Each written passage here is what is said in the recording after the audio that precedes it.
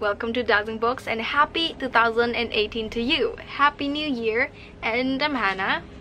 I don't know if you know that, but I'm Hannah and I'm still here. I am still the dweller of Dazzling Books Cave. I am still the dragon that protects Dazzling Books Castle. I am still the guy that holds the door open for people to go into Dazzling Books Hotel. Good morning, sir and ma'am. I hope you enjoy your stay. Today I'm going to be sharing with you my highlights of 2017, my favorite books, and some fictional moments that are just stuck with me until 2018. In 2017, it was personally an amazing year for me. These are some moments that are book related. I went outside of Asia for the first time. I went to Australia, Sydney and Melbourne to be exact, and in Melbourne I ended up navigating through the city by myself. I went to the Zine store that was near the subway, and it was just cool because every time the train moves you just feel the shake, and it looked like a place that you either stumble upon or you're looking for something else and then end up looking at it, like the store, or it's just a place that you go to because you know the place. So that was cool. I don't know if that's true or not, but that was cool. And then I went to the bookstore and saw Strange the Dreamer, and I read the first chapter and fell in love with it. So that's how I got Strange the Dreamer, and now I associate Strange the Dreamer with that bookstore in Melbourne. In 2017, I bought my most expensive book yet, which was John Green's Turtles All the Way Down hardback version. That's because in the first day that it came out, I just wanted to have it, so I grabbed it. It was quite expensive, but no regrets because I ended up liking the book. Also, I had a weird moment where I was tearing up in public, in bus stop in particular, and I was trying to hide it, but I was freaking emotional because of a poem from Rupi Kaur's newest book called The Sun and Her Flowers. So that was pretty weird, but also the poem was awesome. It hit me in the guts and in the heart, and that's why I was tearing up in public in 2017. I joined 2017's Booktubeathon, and that was fun. I am always proud of my Booktubeathon videos because every time it has a clear deadline and a clear instruction of what I need to do, but at the same time I'm given like this freedom for creativity. So I am always having fun with those videos and I'm always proud of them.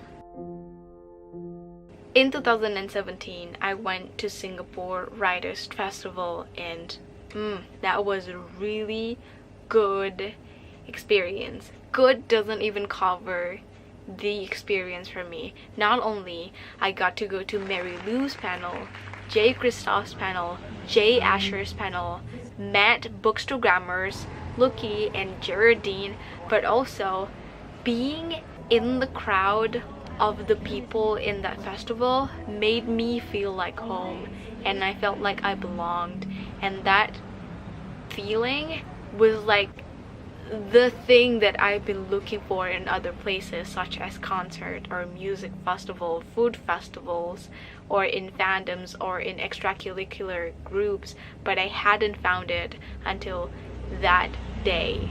Actually, I had found it before. The first time I found it was through Booktube, and then that festival I saw somebody carrying Harry Potter tote bag, Hogwarts t-shirt, somebody trying to rank John Green's book from the lowest to the highest, and I thought, wow, these people are my people. Like, I could just talk to them and they wouldn't think of me as somebody that's trying too hard to get close to them, or somebody that's trying to be cool, or a nerd.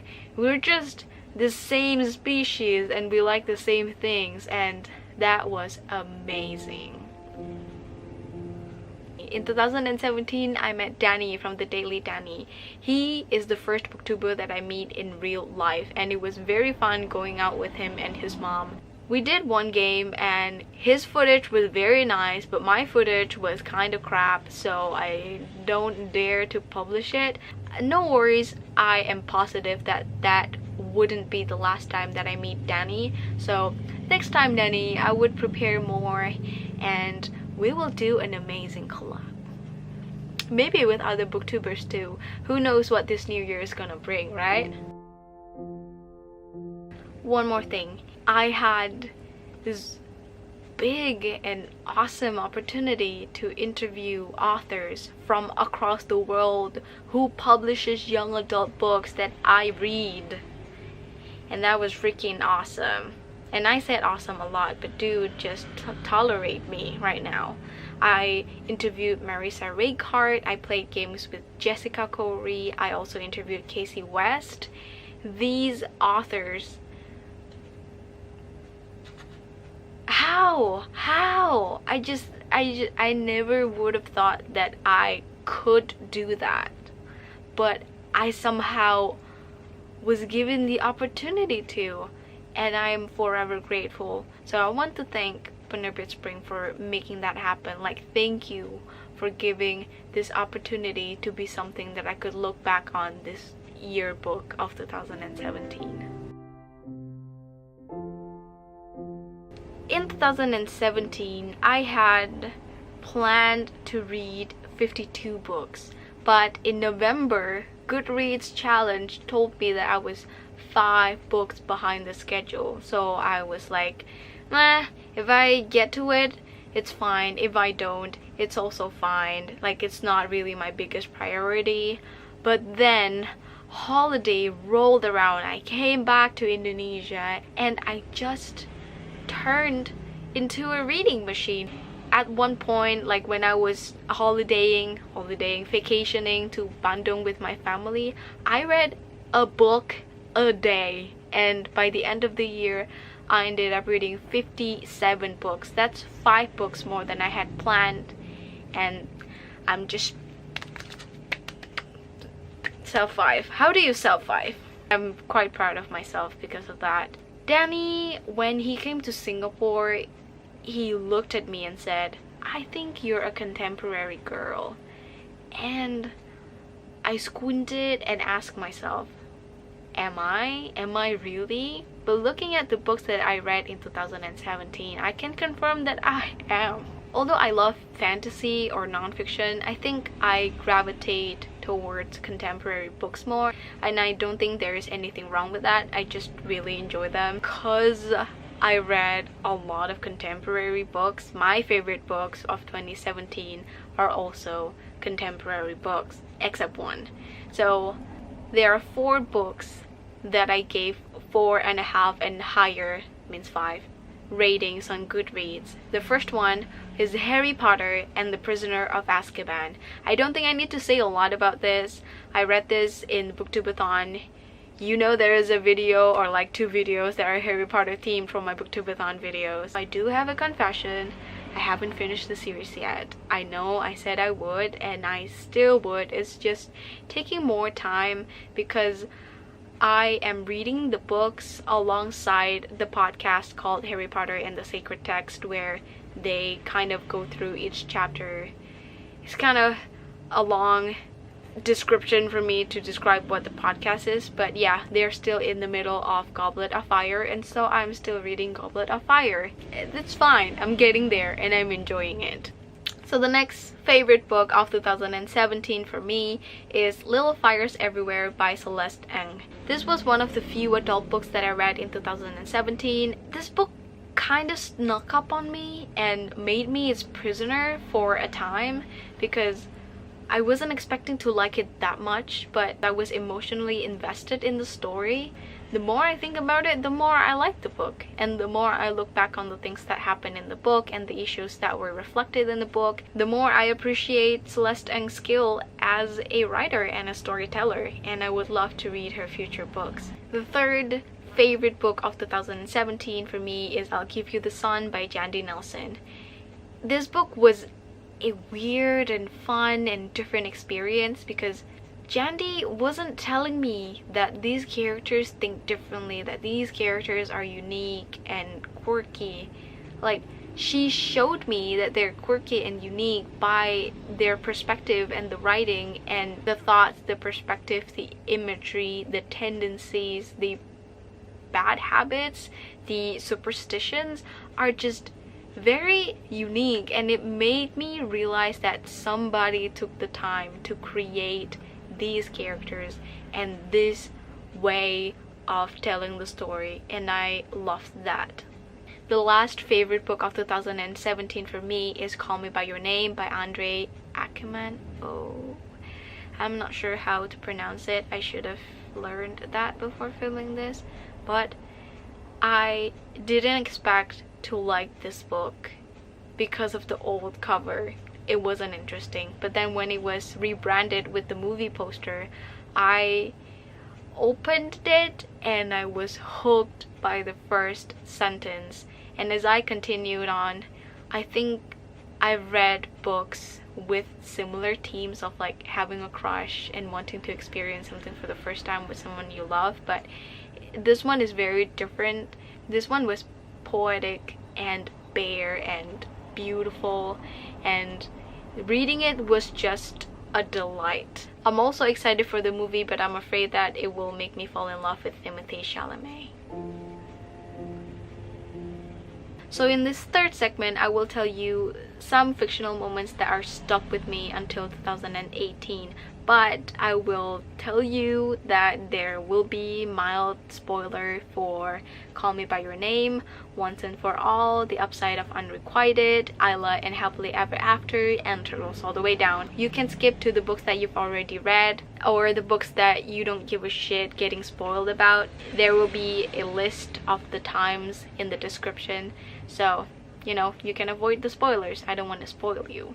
The first fictional moment that is stuck with me is from Call Me By Your Name. It's when Oliver ate the peach and Elio teared up and he thought no one had ever been so kind. And that moment, no one had ever been so kind, is just stuck with me. I would be driving and suddenly, no one has ever been so kind. I would be doing something and suddenly, no one has ever been so kind. It's just in my head constantly. It's not always in the forefront of my mind, but it's always there.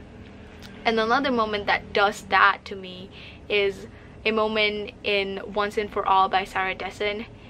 It's when Ambrose, I think that's the name, the male character, he approaches the female character and he says, "Dancing heels, let's heal." That moment, I love it so much, because here he is asking her to dance, asking her to have fun, but also on another level it's like, let's heal with me. I love the wording. I just love it. Another fictional moment that is stuck with me is from The Upside of Unrequited by Becky Albertalli. So this female character, she is saying to the guy that she's close with, he has stupidly white shoes, and that stupidly white shoes is just stuck with me. It's just in my mind a lot, not without any reason, but in this book there is this guy that is so cool, and it would be great if this character could be the girlfriend. Like, for the first time, she's not only having a crush, but she's having a relationship with this cool guy, but she ends up with this guy, this other guy who is nerdy but makes her laugh and is always there and has stupidly white shoes no matter what people say.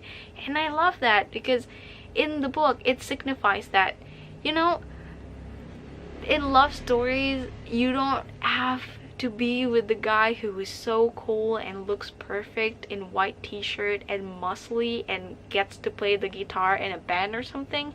It could also be this guy who has stupidly white shoes and maybe crooked teeth or whatever. And I like that. These last two moments that I'm gonna talk about, they're a little bit sadder but also means a lot to me. There is one moment in Isla and Happily Ever After where Isla just broke up with Josh, and in a conversation with her annoying little sister, she confessed that she is afraid she's not worth loving, and that's why she broke up with Josh. And her little sister just smacked her in the stomach and said, don't be stupid, in a sisterly way. Like, you would know if you have a sibling just how those things can mean a lot. So last but not least, fictional moment that is stuck with me till 2018 is that one moment in Turtles All the Way Down by John Green, when Aza's friend tells Aza that friendship with you is not easy, it's difficult, and it's work. I remember crying so hard reading that, because I think to some extent I'm afraid that friendship with me isn't easy and it's work. But then the friend went on to say that yes, it's not easy and yes, it's work, but doesn't mean that she's not willing to work for that friendship, and doesn't mean that because Aza is not the easiest friend to be with that she's not worth loving. This friend still wants to work on it, and this friend still appreciates Aza. It was just precious. So those are all the highlights, the favorite books, and the moments that I just love from 2017 that has to do with books. Next year, or rather this year, 2018, I am planning to read 50 books. How about you? How was your 2017? And how many books are you gonna read? What's your challenge? For me personally, I made a point to stock up on Indonesian books because I do want to read Indonesian books even when I'm in Singapore. So there's that. That's my challenge. Let me know how about you in the comments down below. Once again, Happy New Year. As a goodbye, I would like to wish you good friends, good conversation, good books, and good weather for you to climb your mountains. Happy reading, nerds. See you next time. Bye!